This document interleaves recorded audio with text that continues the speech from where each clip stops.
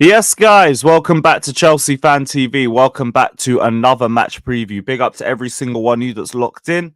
Hit the likes, subscribe, all of that. Let us know all your thoughts down in the comment section below. And we're nearing that part of the month again, where it's the final fixture before the international break. And we got the chance to head into the international break on a clean sweep of victories. Nottingham Forest are the next team that travelled to the bridge. It's the fourth home game in a row for us in all competitions, and we've done pretty well in the last few games, but we're facing a completely different level of beast in Nottingham Forest, and we're going to touch on all of that later on in the show. But for now, big up to everyone that's locked in. Hit the like, subscribe. Shout out to my guy Kev as well. Good to have you back on the show. Hope everything's good. Yeah, man, everything's good. Everything's good. It's been a fascinating couple of weeks, hasn't it, for Chelsea? Coming off that Brighton win, 4 goals, and then into the week against another 4 goals. We kind of started 4 goals in 3 games on the bounce. It's Could looking get good. used to this feeling, innit? Could get used to it, but like we keep on having to touch on. As much as it's looking brilliant at the moment, results going our way, performances going our way, injuries as well. Everything seems to be going perfectly well. But we all know in football, you can have these weeks where things can turn around on its head. So to stay grounded, stay focused, get the 3 points tomorrow against Forest, which is the most important thing for now. Like we said, we're keeping up to say every game's a final. Get the 3 points, get the clean sheet, go into the international break, because after that we've got hard fixtures: Newcastle, Liverpool, Man United in that Mhm. in a space of a couple of weeks. Newcastle twice as well.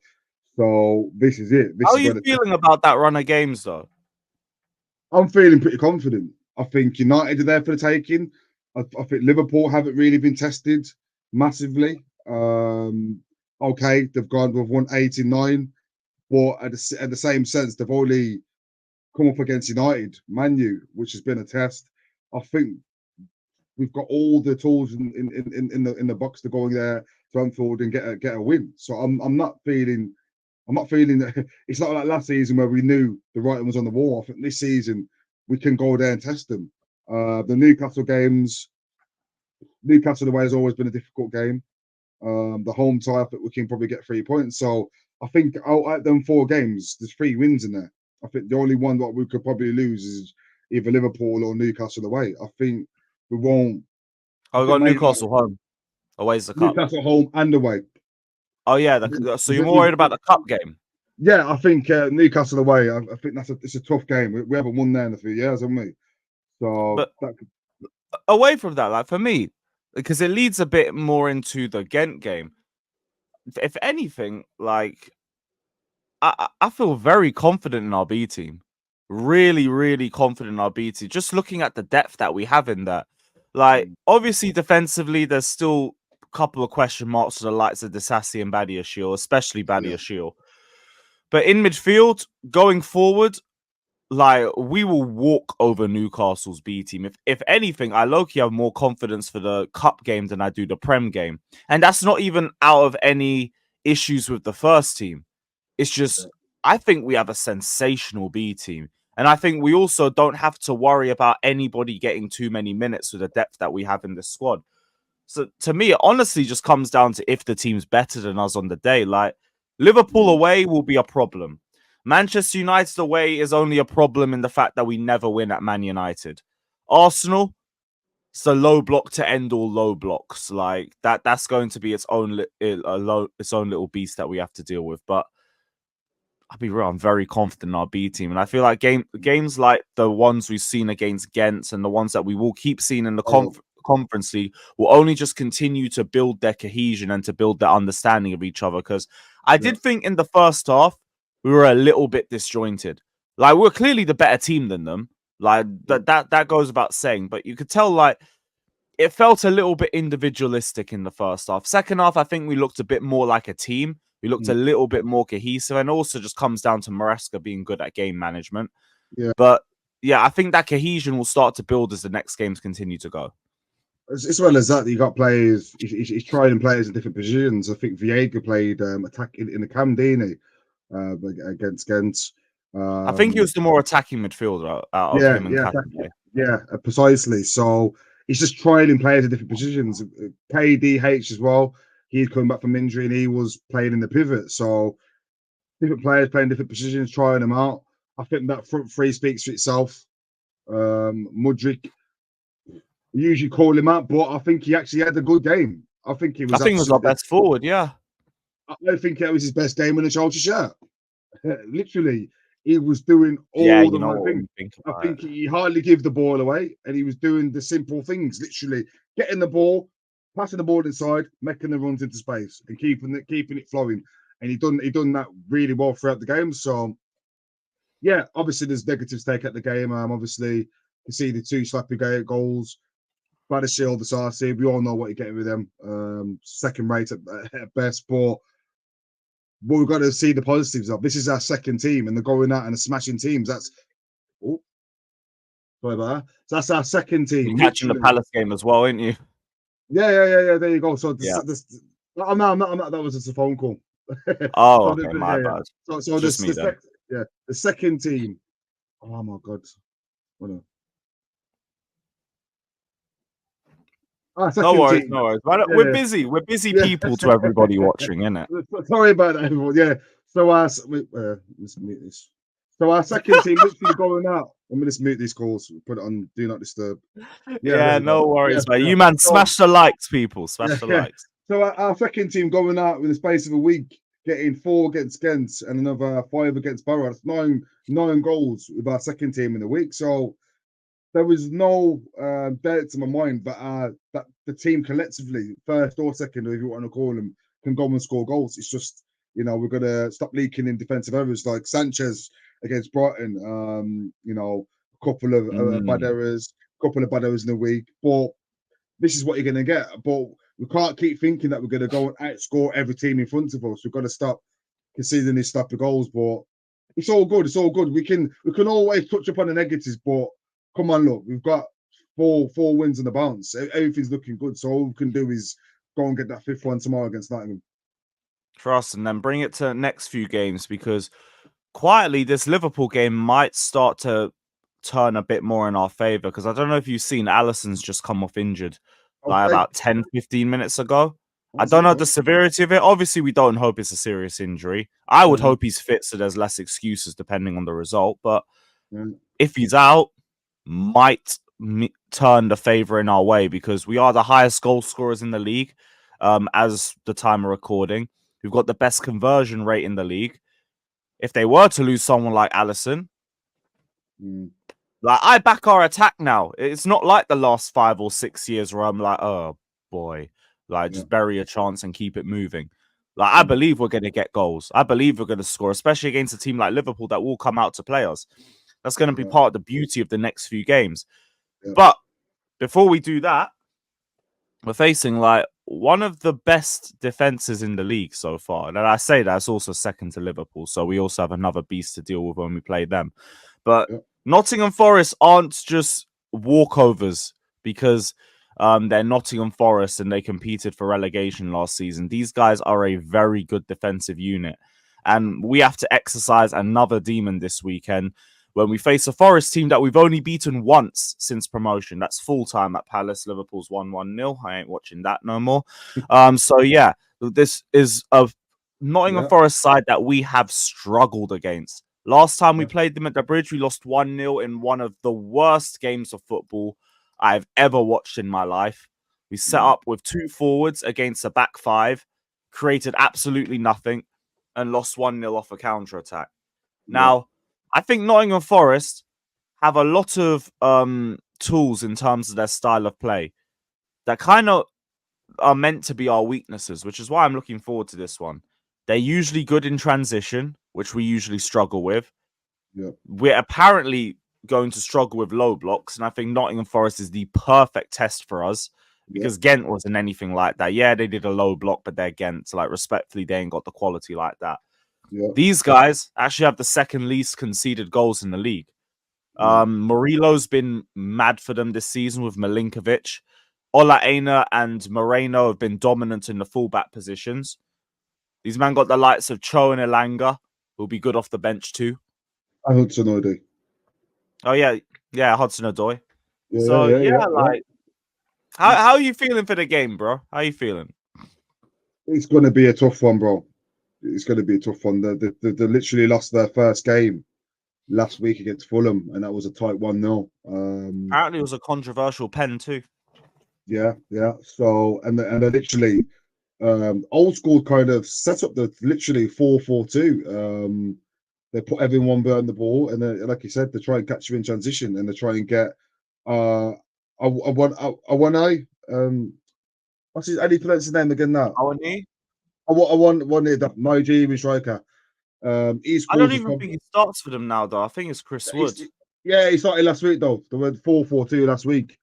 Chris Wood and Owenari up front, and we all know with his pace and his directness and he's willing to get in behind, he's caused us problems on numerous occasions. So it's going to be a test for us. It's a total different game to what we've been having the last few weeks. We've had teams that have been on the halfway line and they've given us space to get in behind. This is not going to be it against them. We all know in Nuno, the way he set his teams up. He doesn't like any gaps in between the lines. They're very, very physical, very good at set plays. Like the 3-2 win we had at the end of last season when they conceded, when we conceded 2 offset plays. So the world draw team, it's going to be difficult. It's not going to be. It's going to be probably one of from the last international debate to now. I probably think it's going to be our most difficult game. Just being the reason being is how these teams set up defensively. So it's going to be one of them ones. We're going to have to be patient. We're going to have to want to get on the ball in little spaces and little gaps, and we're going to have to take our chances. So, Jackson, if you're listening to this, you're not going to get many chances, but he's going to have to bang when he does get one, because I believe if we do get one, it won't be a 1-0, probably be 2 or 3. But the longer it stays 0-0, there's a chance that Nottingham could get that goal. So it's going to be difficult, but it's one that I feel like if we're patient enough, we can win. See, my thing's more the reverse. I agree with everything you say, but if anything, we gotta try and score early. Because for me, if we get to half time and it's 0-0, or God forbid Forest are in the league, that block is only going to get lower and lower. And I look at the way they handled the Liverpool game, for example. These guys didn't even start Hudson-Odoi or Elanga. They brought both of them off the bench when players were tired, and they caught them on the break. And I would kind of expect that to be Nuno's game plan again. Sit back, try and get to half time in any position that isn't a loss, and then hope to frustrate us and to catch us out either in transition or from an individual mistake. Try and get a jammy goal and leave with a 1-0. So for me, we gotta get an early goal, and we're capable of it. Like we have a habit of scoring early in games a lot now. So it's just about doing it against a tougher defensive unit, which Nottingham Forest are going to be. Now, I believe we're capable of it. I think the likes of Jadon Sancho, Cole Palmer, Jackson, potentially Nkunku as well. Like we've got Enzo Fernandez. They're all going to be players that can find ways and have the passing ability to find players in tight gaps of space and everything. But yeah, it's going to be our first real test, our first serious test to try and find a way through them. It's going to be a test, mate, and it all depends on how that first half goes. I think if we go in and get a goal in that first half, I think we can win. But like you said, the longer the game goes on, similar to the Liverpool game, where they met them to both substitutions, and Hudson-Odoi with a brilliant finish late into that game to seal the game from. So we've just got to take our chances. The chances that we do create, it's not going to be many, but if we do create chances, if we take them, I'm sure they'll. With Forest, I'm sure if they're 1-0 down, they'll probably want to come out their shells a bit more and start moving up the field, and that will then give us more space them to get more goals. It's just tactically, it's one of them ones. If we score half time, Forest will come out to play, and that'll give us more space to get in behind, and then we can probably see more goals. So that's how I'm kind of visualizing it. I think it's one of them ones where we've got to take that first goal. We've got to get that first goal, and I think if we do, that will basically tell us about how the game's going to go on. So just looking through a couple of the stats going into this game, we've won one of our last 4 meetings against Forest. Yeah. We haven't lost back-to-back home games against Forest for 116 years. That's ridiculous.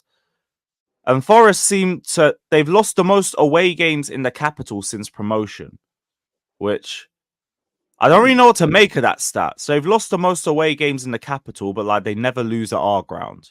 They just lose everywhere else, which is great. That's great. But they also have a better away record this season than they do a home record. I don't think they've won at home this season yet. All their big results have come away from home. Onto the Maresca quotes. No injuries ahead of Sunday. Only Reece James is out, which is standard. Yeah. Again, I've said I don't really care about Reece James' situation. Get well soon and everything. Yeah. I'm not registering any opinions on Reece James until James is back. There's no point. Like, you just frustrate yourself doing it. Yeah. He also said, I don't think we can compete with City and Arsenal. City had their manager 9 years and Arsenal 5. Us 3 months.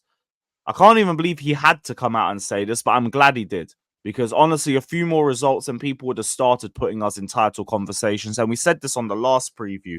I believe media outlets are doing that so they can rise up Chelsea fans just to drop us back down again once we go through a bad run of form. Because respectfully, I do believe bad results are going to come at some point in the season because I don't believe we're in a title race. So with that in mind, we're going to drop points sooner or later. The fact that Maresca said this outright, I think, is very, very smart from him because it takes those expectations away immediately. If we beat Nottingham Forest 3 or 4-0, man can't come out to me and say, Chelsea title race. You must be in a title race. Miss me with all of that crap. They are. There's people, he support other teams. There's people, I'm seeing, I'm not saying names, people that support other clubs are coming out and saying, oh, I'm jealous of Chelsea and this and that. It's only a couple of months ago that they was laughing at us saying that we're going to get relegated and this. So, us Chelsea fans, we can't be naive. We can't follow what's the word I'm called? We can't follow the agendas. What's in front of us right now?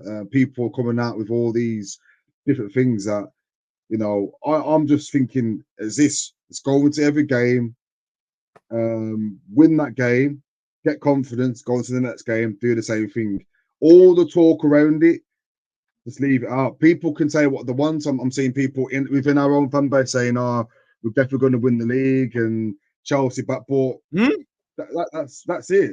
It's just talk. Our own fans are saying that. Oh, some fans. I'm seeing some fans saying that we're going to win the league, and but come on, like we all know, like it's all a prompt from the media, like you said, to build us up, make it look like we're doing stuff, and then soon as we go and get 2 L's on the board, we flops and this and that, and then the confidence levels, and it puts pressure on the players and the managerial, and people are calling for the manager's head. It's just a big, massive circle that we always go through at Chelsea. So Maresca's, I've never seen him say that, but that's very smart of him to set the pressure off us, because obviously the performance is what we're putting in. A lot of people would probably say it's a title winning contention team, but for him to come out and say, no, we're not, and we're taking every game as it comes, that's very, very smart of him to set the pressure off himself, set the pressure off the team, and then just go into every game, and the game's a game by game situation. So it's good to see him come out and doing that. Yeah, I totally agree as well. For me, I ain't doing no title talk until we at least get halfway through the season. Halfway, 2/3 into the season. If we're competing like title contenders, cool. Like at that point, maybe I still won't think that we're gonna have enough to overtake a Man City, but at that point, I can understand it. If you've been in the conversation for that long, like, just cool. That's where we are. Fine. I definitely won't complain if we get back to a position where we're competing for the league, but this early, no, not when our only seriously tough team that we played was Man City, and we can't even judge that because it was the first game of the season under Maresca. If we March and we're like, what, 6 points from Arsenal City, yeah, maybe you can say, you know what, we are in it. But when you're 6 games into the league and you've already played City, which has been your only test, and all the other games that all the other teams that we've come up against, we've been expected to win. And people are already coming out saying, yeah, we're in the title race and this and that. I just don't get it. I just really don't get where people are, how people are so deluded, Lewis. And I'm just like, I sit here and I'm not getting excited at all. I'm not bothered about what's going on. Like that win in the week against Gent, that win against Brighton. Yeah, 2 good 4-2 wins. But I'm looking at Forest now. That's in front of us. Can we go and get that game out of the way and then go into the international bet and come back and then carry on where we left off. That's my main concern now. And it's easier said than done. It's easier said than done. It's going to be difficult. It's going to be difficult tomorrow. International break probably it's going to take away a bit of that steam that we had, a bit of that momentum. So can Maresca get us going after the international break and push us on? Because, like I said, that little period towards the end of October is going to show us where we are. Trust. That's why I can't wait to get through this international break, because we'll see exactly where we stand against the best teams in the league. Would you make any changes to the lineup? Not from Ghent, obviously, from the Brighton game. From the Brighton game, I really do believe Neto on that right. I think he deserves his chance now. I think nothing against Madueke. I think he's been pretty decent. But Neto, he scored against Sparrow, scored against Ghent, and he just looks like the enthusiasm, the passion. I just feel like he just needs a start just to see where he's at. And also, he's going to be coming up against his former manager as well, so he'll be fully up for it. I just feel like that'll probably be the only change I'd make. Neto for Madueke. I would if he didn't have the minutes that he had on Thursday. I think this is still going to be Noni again, which I don't mind. I want to see what he's like against a low block as well, because we've only seen the Palace game, and I didn't think he was good once they started dropping back. But we also have a bit more time to see if he's adapted to playing in that sort of role, because I think he's great in transitions. In terms of like dealing in tighter spaces, I'm not so sure about. But I mean, I guess we'll find out tomorrow. So how confident are you feeling anyway? What's your score prediction? Quickly. Oh, it's going to be tight. It's going to be tight, Lou. It's going to be tight. I think it's going to be T1, 2-0, 2-1. If it was a betting man, I'd probably say 2-0, 2-0 Chelsea.